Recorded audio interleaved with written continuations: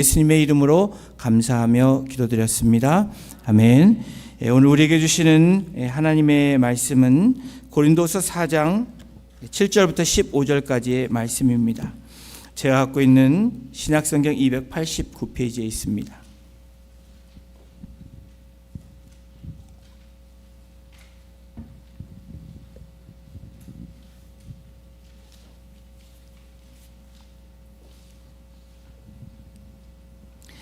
찾으신 줄로 알고 우리 7절부터 15절까지 한 절씩 교독으로 봉독하고요. 마지막 15절은 합독하도록 하겠습니다. 우리가 이 보배를 질그릇에 가졌으니 이는 심히 큰 능력은 하나님께 있고 우리에게 있지 아니함을 알게 하려 함이라.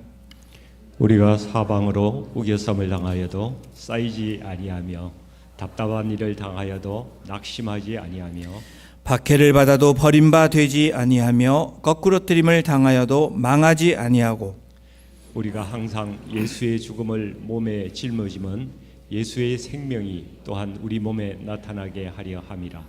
우리 살아있는 자가 항상 예수를 위하여 죽음에 넘겨짐은 예수의 생명이 또한 우리 죽을 육체에 나타나게 하려 함이라. 그런즉 사망은 우리 안에서 역사하고 생명은 너희 안에서 역사하느니라. 기록된 바 내가 믿었으므로 말하였다 한 것 같이 우리가 같은 믿음의 마음을 가졌으니 우리도 믿었으므로 또한 말하노라. 주 예수를 다시 살리시니가 예수와 함께 우리도 다시 살리사 너희와 함께 그 앞에 서게 하실 줄을 아노라. 합독합니다. 이는 모든 것이 너희를 위함이니 많은 사람의 감사로 말미암아 은혜가 더하여 넘쳐서 하나님께 영광을 돌리게 하려 함이라. 아멘. 오늘 본문으로 보물과 고물이라는 제목으로 하나님의 말씀 나누겠습니다. 여러분, 드물고 가치가 있다고 생각이 들면 보물이라고 얘기합니다. 여러분들에게도 분명 여러분들이 생각하는 보물이 있을 것입니다. 반대로 낡고 오래되고 쓸모없는 것들을 고물이라고 합니다. 이 고물과 보물이라는 책을 쓰신 분이 있는데 윤준호라는 저자입니다. 이분이 그의 책에서 저서에서 이렇게 말하고 있습니다. 천재와 바보는 종이 한 장 차이라는 말이 있다.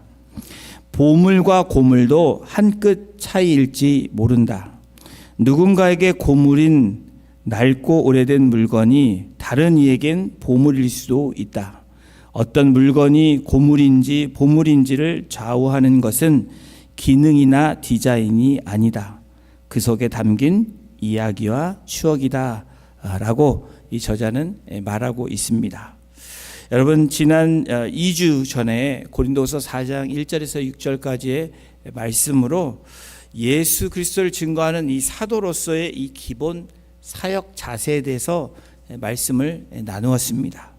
오늘 본문 이 7절부터 15절까지의 말씀은 약함 속에서 고난을 무릅쓴 이 사역에 대한 자세를 사도 바울이 증거하고 있는데요.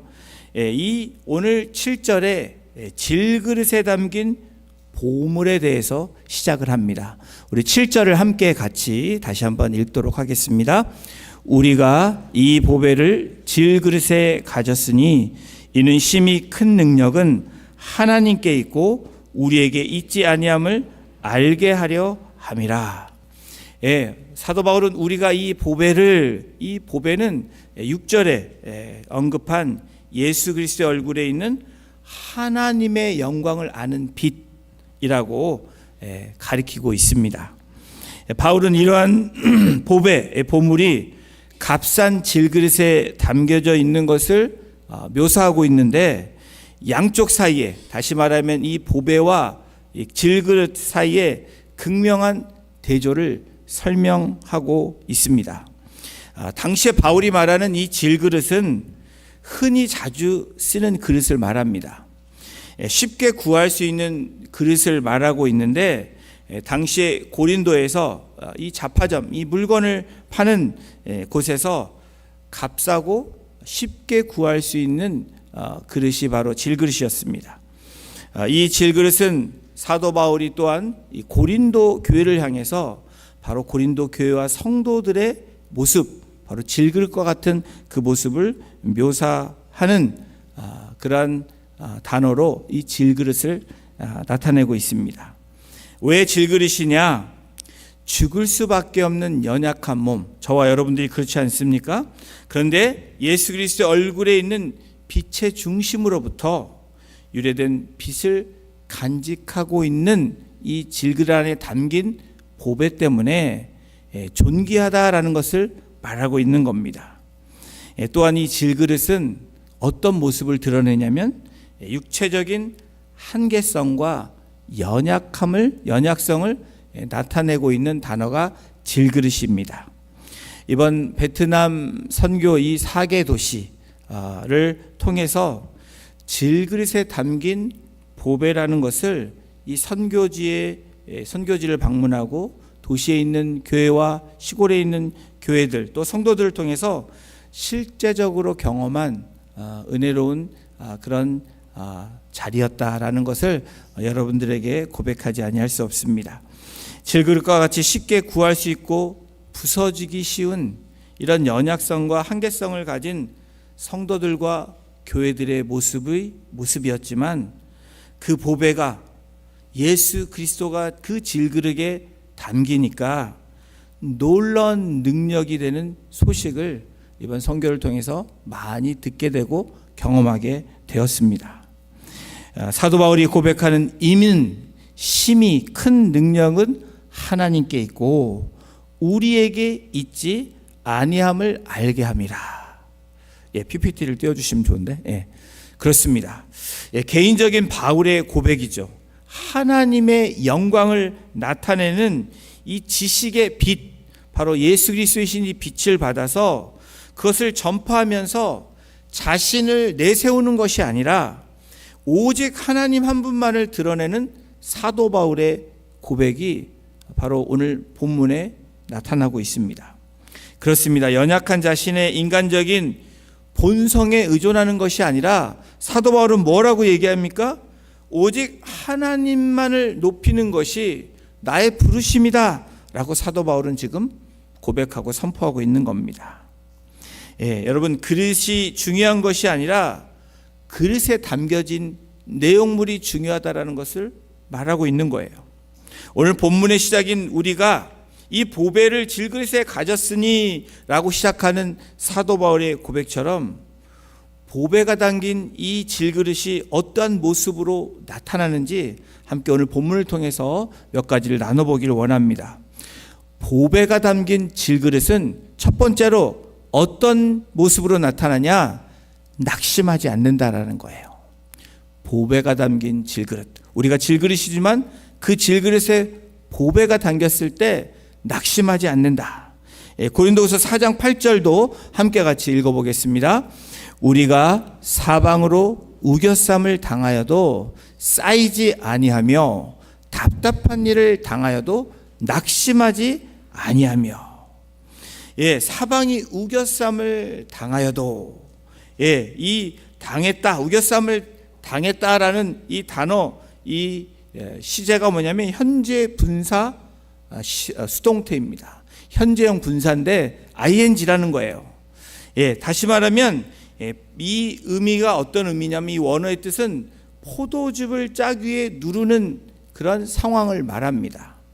여러분, 포도가 포도즙에 짜여진 눌림을 당한 생각을 한번 상상해 보십시오. 그것이 바로 사방으로 우겨쌈을 당했다라는 의미라는 거예요. 이 바울이 예수 그리스도의 복음을 전하면서 또 선포하면서 피를 말리는 고통을 당했던 인물이 사도 바울입니다. 때로는 얻어맞기도 하고 갇히기도 하고, 여러분, 이러한 일들, 수많은 일들을 사도 바울은 경험했는데 사도 바울이 고린도 교회를 향해서 우리가 사방으로 우겨쌈을 당하여도 낙심하지 않는다라고 말하고 있는 거예요. 바울 서신에 보면 이 단어가 7번이나 사용되고 있습니다. 다시 말하면 바울이 어떤 환난과 고난을 당했는지 단적으로 보여주는 이 단어가 이 바로 이 들리보라는 우겨쌈을 당하여도라는 단어라는 거예요. 여러분, 이 달랏에서 내려오는 길에 소수민족 교회를 방문한 영상을 여러분 보셨을 겁니다. 한 7, 8일간의 이 선교 일정을 5분 만에, 여러분 보시는데 긴 시간이었을지 모르지만 5분 만에 담는다는 것은 쉽지 않습니다. 그런데 제가 오늘 말씀을 통해서 그곳에 담겨져 있는 이 보물들을, 이 보배를 많이 보았고 우리 팀들도 많이 경험을 했습니다. 그래서 여러분들에게 나눠드리고 싶어요. 이 베트남의 이 소수민족은 54개 소수민족으로 되어 있습니다. 그 중에 하나인 이 카나성이라는, 여러분 지도도 보셨잖아요. 지도 한번 보여주실래요? 이 지도를 다 펼쳐보면 다 찍을 수 없었지만 이 카나성이라는 이 성 안에 소수민족들 성으로 구성되어 있습니다. 이 성 안에 16개의 십자가가 있습니다. 다시 말하면 그 지역에 16교회가 세워진 거예요. 놀라운 일입니다. 여러분, 16교회 별거 아닌 것 같지만 이 54개 중에 하나인 소수민족이 그 성 안에 16개의 교회가 세워졌다라는 거예요. 이 카나성, 이 칸빈이라는 교회를 담임하고 있는 이 하이 목사님이 계십니다. 우리 사진에 찍혀 있는데 중간에 계신 분 있죠. 한국 사람 같이 안 보이신 분이 계시는데 이분이 바로 이 하이 목사님입니다. 소수민족으로 살아가는 그 자체가 쉽지 않습니다. 또 소수민족의 사람들의 삶의 질이 굉장히 떨어집니다. 나무를 떼다가 파는 역할, 그냥 베트남에 지금 자본주의가 들어가고 발전하는 그것과는 별개로 소수민족은 여전히 힘든 그런 삶을 삽니다. 어쩌면 이 베트남 사람들과의 차별도 분명히 있습니다. 여러분, 소수민족으로 살아가지만 그 안에서 예수 그리스도를 만남으로 이 하이 목사님을 통해서 이 소수민족이 8,000명의 그 성 안에 그리스도인이 있다라는 거예요. 16교회 안에 8,000명의 성도, 8,000명 별거 아닌 것 같죠? 굉장히 많습니다. 여기도 성의 이 소수민족 가운데 1.5% 정도, 베트남의 그리스도인이 지금 1억이 넘어가는 인구 중에 크리스찬이 1.5%라고 그래요. 그러니까 150만 명 정도 될까 말까, 크리스찬의 분포도가 그렇습니다. 그런데 소수민족 중에서 이 칸하성에 있는 16개의 교회는 굉장히 유기적으로 연결되어 있는 것을 보게 됩니다. 바로 이 하이 목사님을 기점으로 이 목사님이 교회를 계속 개척하고 또 교회에 있는 우리 목장교회처럼 매주마다 이 여기에 있는 리더들을, 우리 목자 같은 분들을 데리고 말씀을 가르치고 또 그곳에 가서 말씀을 전하는 그러한 일들로 계속해서 해나가고 있습니다. 사실은 이 여정을 볼 때는 목회의 내용들, 그리고 소수민족으로 살아온 그 속속들한 이야기를 다 짧은 시간에 저도 들을 수 없었지만, 여러분, 분명한 것은 여전히 사방이 우겨쌈을 당하는 그러한 삶을 살고 계시는 소수민족과 그 목회자를 보게 됩니다. 그런데 그 얼굴에는 낙심하지 않는 모습을 찾게 되었다는 거예요. 저희가 방문했을 때에도 사실은 사모님이 폐암 말기로 지금 병원에 입원해 계신 상태입니다. 언제 하나님 불러가셔도 정말 모를 그런 시기에 있는데, 미국에서 팀이 왔다고 방문하니까 그 병원에 계시다가 저희들을 환영하기 위해서 오셨습니다. 사실 여러분, 삶의 현실을 보더라도 지금 사방에 우겨쌈을 당하는 그러한 삶을 살고 있음에도 불구하고 이 목사님의 고백과 또 하나님의 하신 일들을 증거하는 모습을 볼 때 낙심하지 아니하는 그런 모습을 보게 되었다라는 거예요. 또 그것뿐이 아닙니다. 답답한 일을 당하는 목회자, 답답한 일을 당해서 지금 어찌할 바 몰라하는 그런 상황이지만 여전히 그 보물을 간직하며 낙심하지 아니하는 그의 간증을, 또 교회의 간증을 듣게 되었습니다. 이 답답한 일을 당하여도라는 이 아포레오의 이 단어의 뜻은 어리둥절하게 하고 혼란하게 하고 불확실하게 하는 그러한 삶 가운데서도 낙심하지 아니하는 그러한 모습을 우리 선교팀이 이번에 가서 보게 된 것입니다. 일체 수단이나 빠져나갈 능력이 없는 공경에 처한 사도 바울의 이 고백도 바로 여기에 있는 겁니다. 이것은 바울이 복음을 전한다는 이유로 마치 살벌한 이 추격자들이 포위하고 있는 상태를 말하는 겁니다. 캄빈 성에 있는 캄빈 교회 하이 목사님뿐 아니라 인칸 교회도 방문을 했습니다. 담임 목사님이신 잉야 목사님, 이 아코디언을 연주하고 피아노도 치실 수 있는 70세가 되신 그야말로 조금 색다른 7년 전에 8년 전에 가서 만나 뵙고 또 다시 만나 뵀는데 여전히 변함없는 그 모습을 통해서 다시 한번 은혜의 시간을 갖게 되었습니다. 나는 연약한 질그릇이지만 내 안에 계신 보배로 낙심하지 않는 이 목사님을 통해서 하나님께서 어떻게 인도하시고 또 역사하시는지 그 현장을 우리의 선교팀에게 나누어 주셨습니다. 2017년, 18년 그때 방문했을 때에 이 목사님의 두 가지 기도 제목이 있었습니다. 첫 번째는 교회가 이제 사람들이 하나님의 은혜로 오게 되는데 교회가 예배드릴 만한 이 장소가 제대로 되지 않은 상태였습니다.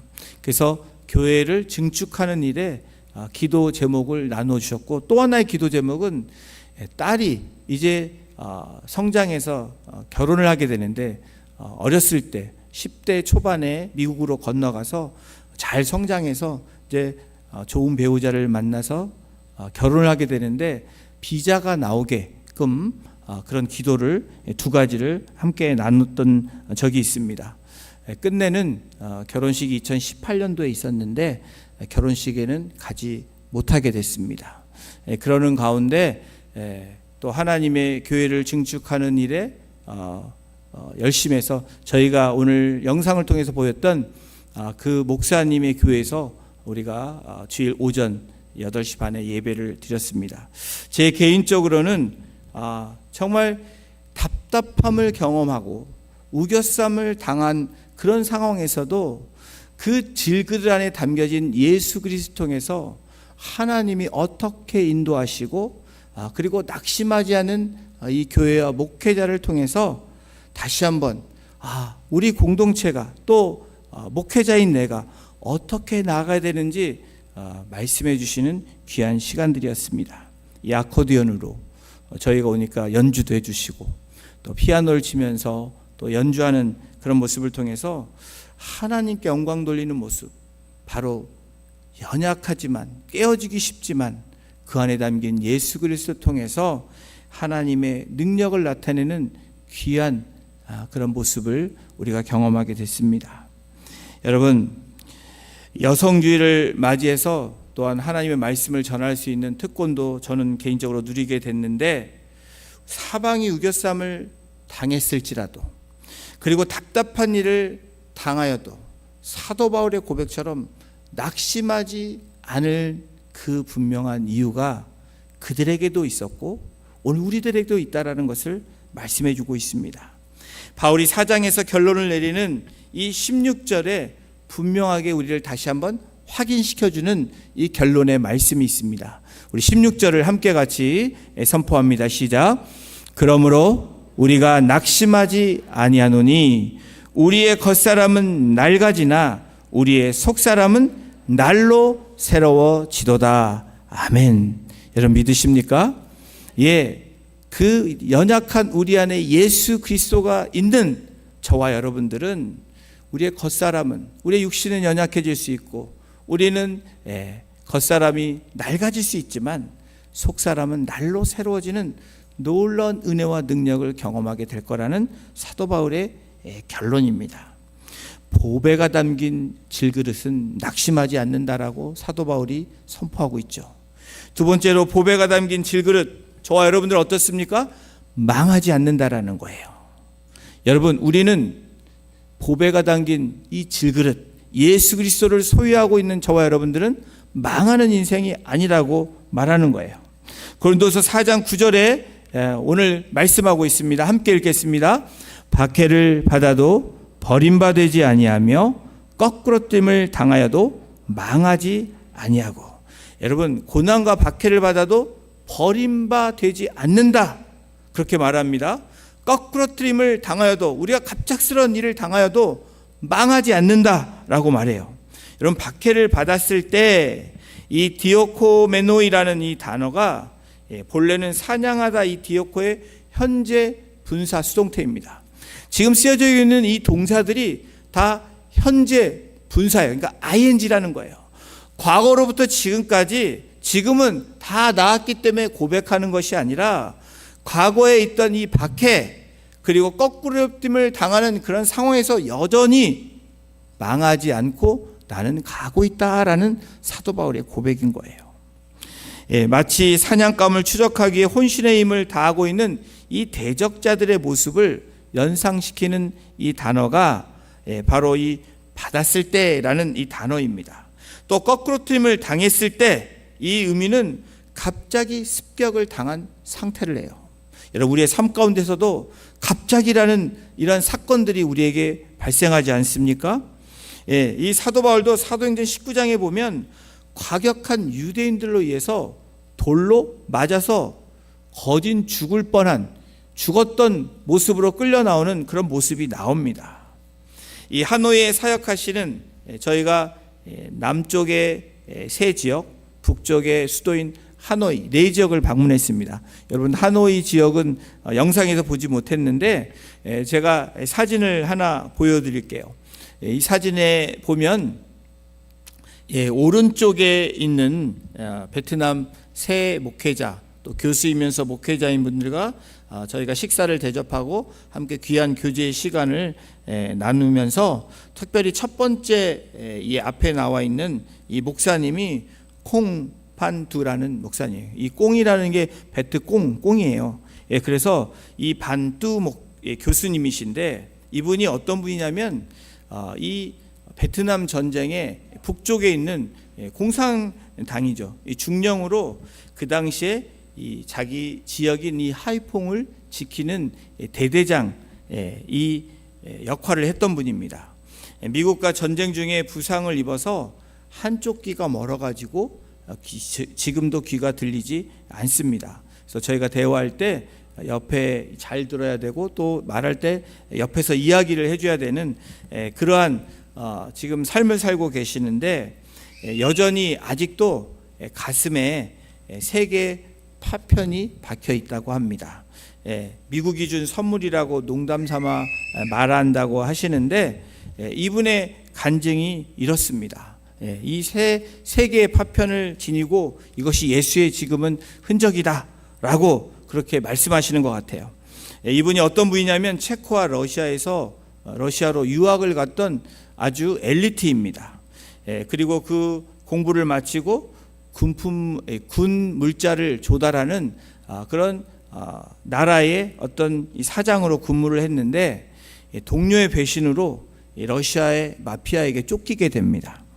이 뚜 교수가 마피아에게 잡혀서 정말 너무 고문당하는 거 싫어서 아파트에서 뛰어내리는 게 낫겠다라고 마음 먹고 뛰어내릴 준비를 하는 그런 찰나에 한 통의 전화가 걸려옵니다. 자기가 알고 있는 베트남의 목사님에게서 전화가 온 거예요. 전화를 건 베트남 목사님이 뭐라고 얘기를 했냐면, 당신을 위해 죽으신 분이 있다고 하면서 죽지 말라라고 말하는 거예요. 사실 자신의 상황을 알리지 않았기 때문에 그 사실을 알 수가 없는데 왜 이런 얘기를 할까? 전화를 받은 이 뚜 목사님이 너무너무 신기하고 나를 위해 죽은 예수를 생각하면서 이분을 한번 만나보고 싶다라는 마음을 갖게 해서 그 마음을 접고 서둘러서 베트남으로 돌아옵니다. 베트남으로 돌아올 때도 목숨을 걸고 돌아온 거예요. 왜냐하면 마피아가 쫓아와서 죽이게 되는데, 그런데 베트남으로 돌아온 이후에 그런 일들이 없어졌다고 합니다. 그 이후에 베트남 과학기술대학교의 교수로서, 또 베트남 공안 경찰대학교 교수로 근무하고 졸업하고 30년 동안 베트남 상위용사 대표로 미국을 왔다 갔다 하는 그러한 삶을 살았다고 합니다. 그런데 더욱 놀라운 것은 예수를 믿고 난 후에 여러분 이분이 그 당시에 영웅입니다. 그리고 경찰대학에 많은 후배들이 있어서 이분을 존경하는 정말 존경의 대상인데 공상당원을 포기한다라는 것은 어떤 걸 의미하냐면 모든 것을 내놓은 거예요. 명예와 물질과 모든 것을 내놓은 그러한 행동을, 그러한 결단을 하게 됩니다. 그럼에도 불구하고 본인이 죽는 자가 아니라 살아있는 자로 그렇게 하나님께서 역사해 주심으로 지금은 놀랍게도 베트남 이 종교법에 관련하고 있는 그러한 사역도 하고 있고 신학교에서 윤리로 또 철학으로 하나님의 말씀을 가르치는 귀한 사역을 우리 한인 선교사님과 함께 하고 있습니다.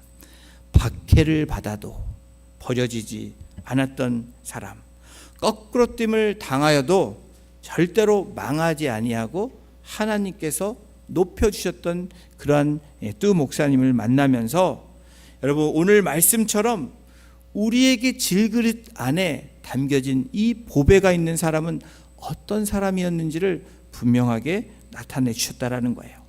망하지 않는 보배를 가진 질그릇도 망하지 않는다라는 것을 이 베트남의 한 목회자를 통해서 또 이 교수를 통해서 우리에게 말씀해 주셨습니다. 그러면서 17절에 사도 바울이 이런 결론을 내려요. 우리 17절도 함께 읽어보겠습니다. 우리가 잠시 받는 환난에 경한 것이 지극히 크고 영원한 영광에 중한 것을 우리에게 이루게 함이니. 예, 여러분 보배가 담긴 질그릇은 낙심하지도 않을 뿐 아니라 망하지 않는다라는 거예요. 지금 잠시 받는 환난, 이 고난, 이 역경에 이것이 어떻게 된다고요? 영원한 영광에 중하게 귀한 것으로 우리에게 이루게 하시는 하나님의 뜻이 있다라는 것을 우리에게 말씀해 주고 있습니다. 보배가 담긴 질그릇은 여러분 낙심하지 않습니다. 또 망하지도 않습니다. 그리고 마지막으로 함께 읽겠습니다. 생명이 나타납니다. 고린도서 4장 10절도 우리 함께 같이 읽겠습니다. 우리가 항상 예수의 죽음을 몸에 짊어짐은 예수의 생명이 또 한 우리 몸에 나타나게 하려 함이라. 예수의 죽음을 몸에 짊어졌다라는 이 단어도 어떤 의미예요? 현재 분사라는 거예요. 항상 지니고 돌아다니는 모습을 말합니다. 바울이 어디를 가든지 어떤 환경을 만나든지 예수의 죽음을 몸에 짊어졌다라고 지금 고백하고 있는 거예요. 갈라디아서 6장 17절에 보면 사도 바울이 뭐라고 고백합니까? 내 몸에 예수의 흔적을 가졌노라. 이렇게 사도 바울이 고백하지 않습니까? 그리스도가 당했던 죽음의 고통의 날마다 참여하는 사도 바울의 고백입니다. 여러분, 질그릇에 담긴 예수 그리스도, 그 예수의 죽음을 몸에 짊어진 사도 바울의 고백처럼 또 베트남의 또 이 땅에 그 질그릇에 그러한 마음을 가지고 살아가는 그리스도인들에게는 생명이 나타난다라는 것을 사도 바울은 지금 말하고 있는 거예요. 예수의 생명이 또한 우리 몸에 나타나게 하려 함이라. 그리스도인들은 예수 그리스도의 죽음에 동참하고 참여하는 사람들입니다. 그 결과를 어떻게 됩니까?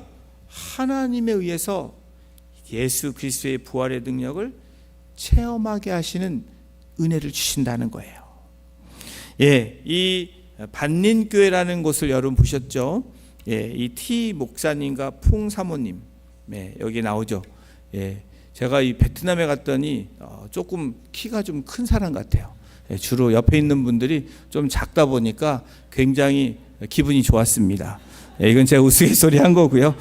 이 목사 베트남 분들이 대체적으로 좀 젊은 사람들은 조금 큰 것 같지만 그래도 한국 신체보다는 좀 많이 보통 작더라고요. 근데 여기 티 목사님 가운데 있죠. 그 옆에 있는 분이 사모님입니다. 30대 같아요. 나이는 정확히 안 물어봤는데 예수님을 만난, 그래서 목회자가 된 그런 삶을 살고 있는데 7년 전에도 이분을 만났습니다. 그때는 3명,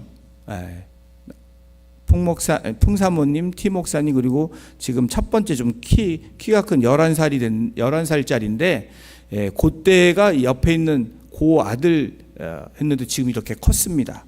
그래서 지금 4명이 돼서 지금 아주 귀한 사역을 감당하고 있는데 이 목사님과 사모님이 우리 멤버들도 보신 것처럼 늘 웃으세요.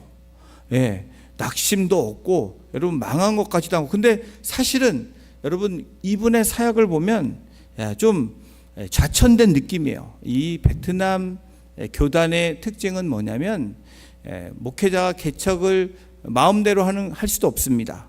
이 공산주의에서 그런 것이 아니라 교단 자체가 굉장히 건강한 교단이에요.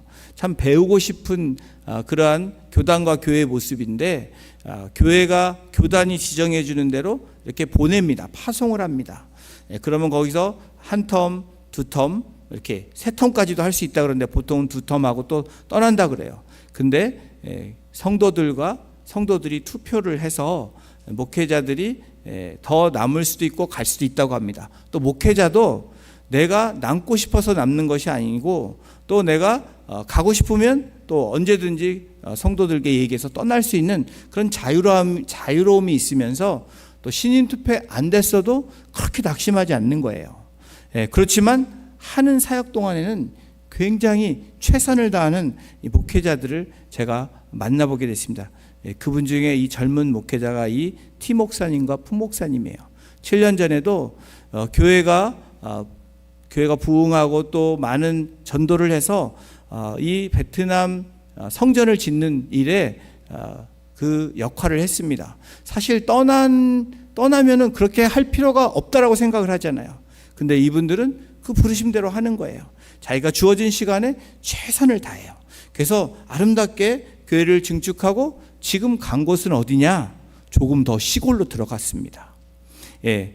교회도 어려움을 경험해서 부임한 지 지금 1년 된 교회, 이 빈린이라는 이 교회를 지금 섬기고 있는데, 마침 여러분 보셨죠? 이렇게 여성의 날이 금요일인데 이 토요일 날 특별 잔치를 열어서 저희들도 왔으니까 함께 예배하고 이런 펠로십을 했던 시간을 여러분들이 보셨을 것입니다. 여러분, 이런 시작이 어떻게 됐냐? 이 사모님은 한국에서 신학을 했어요. 그래서 한국말을 잘해요. 통역을 너무 잘하는데, 그래서 이 김진영 선교사님과 지금 오랫동안 같이 저희가 협력하는 선교사님과 사역을 오랫동안 같이 하고 있습니다. 그리고 그 부르심에 합당하게 늘 기쁜 마음으로 하나님의 부르심에 나아갑니다. 이 목회자와 성도들이 지금 1년 어려운 시간을 지났지만 놀라운 소식을 듣게 됐는데, 그게 어떤 소식이냐면 5명의 그런 뚜뽕이라는 이 지역에 거기서 한 10분 떨어진 거리에 있습니다. 차로. 근데 그곳에서 5명이 온대요. 예배를 드리러. 근데 거기에 교회가 세워지면 좋겠다. 그래서 거기에 예배 드리는 사람들이 많아지면 좋겠다라는 마음으로 그곳에 어려운 상황에 땅을 구입한 거예요. 그래서 땅을 먼저 구입하고 지금 기도하면서 하나님께서 세워주실 그 놀라운 기대를 하면서 그렇게 나아가는 모습을 보게 됩니다. 여러분, 어떤 그릇과는 상관없이 그 보배, 귀한 보물이 있는 성도와 교회는 하나님이 어떻게 하신다고요? 하나님께서 생명으로 나타내 주신다는 거예요. 이 목사님과 사모님 안에 하나님의 생명이 나타나서 흘러넘치게 하심으로 또 교회가 죽어져가는 교회가 살아나는 놀라운 은혜를 그렇게 그 이야기를 해줬습니다. 여전히 가야 되는 길이 멀지만 하나님께서 이 목사님과 사모님을 통해서 그리고 섬기는 교회의 리더들을 통해서 하나님께서 하나씩 이루어가는 것을 우리가 듣게 되고 보게 되었습니다. 여러분, 국보 29호로 지정된 한국의 귀한 보물이 있습니다. 성덕대왕 신종, 여러분 들어보셨죠? 1200년이 되었고 1.18톤, 거진 19톤이나 되는 대한민국의 최고의 종이 바로 성덕대왕 신종이라고 해요. 이 종은 울림이 길고 어머니를 부르는 어린아이의 목소리 소리가 아련히 들린다고 해서 에밀레 종이라고 불려지기도 합니다. 여러분 많이 들어보셨죠? 이 에밀레 종이 그런데 한 번에 이렇게 아름다운 거대한 종으로 만들어진 것이 아니라 엄청난 실패 끝에 만들어진 종이라고 해요.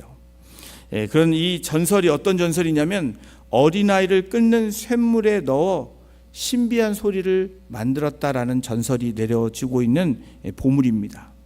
이 에밀레 종에 얽힌 이 전설을 통해서 바로 하나님의 그 인도하심이 생각이 났습니다. 하나님께서 인간을 새로 빚기 위해서 수많은 이 종처럼 하나님의 종들을 구약에서 많이 보냈죠. 이 땅에 보내셨지만 그 종들을 통해서 하나님의 그 사역들이 또 하나님의 미션이 번번이 실패되는 그런 구약의 역사를 우리가 보게 됩니다. 결국에는 어린아이, 하나님의 독생자이신 어린아이를 보내시죠. 그래서 십자가에 죽게 한 다음에 어떻게 합니까? 빚어낸 신비한 보물이 이 땅의 교회이고 성도라고 말하는 겁니다. 바로 예수 공동체가 그렇게 빚어낸 예수님의 하나님의 보물이라는 거예요. 여러분 우리에게 일어난 가장 큰 기적이 있다면 그것은 무엇입니까? 사람의 아들과 딸로 태어나서 저희들에게 하나님의 아들과 딸로 살게 하신 그것이 저와 여러분들의 가장 큰 기적 아닙니까? 그래서 바울은 이 큰 능력을 고린도후서 4장 7절 오늘 본문의 시작에 보물이라고 말하고 있는 거예요. 그리고 하나님의 아들과 딸로 다시 태어난 그리스도인들을 이끌어서 이 큰 능력의 보물을 담고 있는 질그릇이다. 여러분 저와 여러분들은 질그릇입니다. 깨지기 쉬운 질그릇이에요. 연약한 질그릇입니다.